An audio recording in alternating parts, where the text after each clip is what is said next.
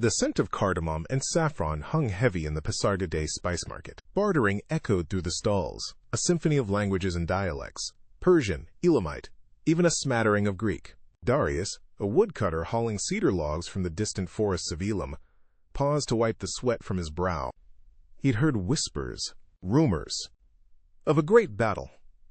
A clash of titans far to the west, near a place called Issus. The magnitude of the impending clash between the Achaemenid Empire under Darius III and the burgeoning Macedonian forces led by Alexander wasn't fully grasped in the market's bustling energy. Darius, like most, understood war as a distant rumble, something that occasionally demanded cedar for siege engines or new palace construction. He couldn't fathom the seismic shift about to occur.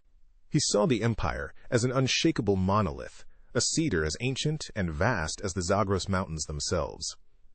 But history, like a mischievous djinn, loves to upend expectations.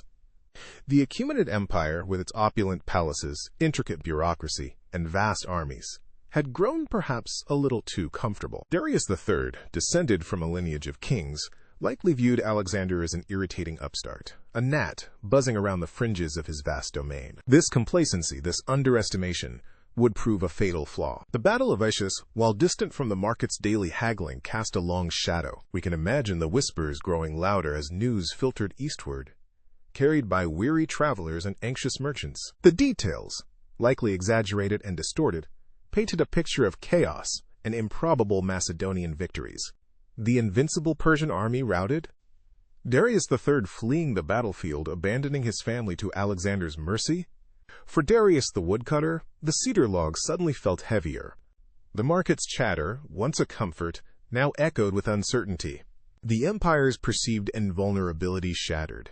The world, as he knew it, was changing. He likely clung to familiar routines, the heft of the cedar, the rhythm of the market, seeking solace in the tangible as the intangible world of power and empire crumbled. The Battle of Issus marks a pivotal moment, a turning point not just in military history, but in the narrative of empires. It's a cautionary tale against hubris, against underestimating adversaries, against assuming that size and opulence equate to strength.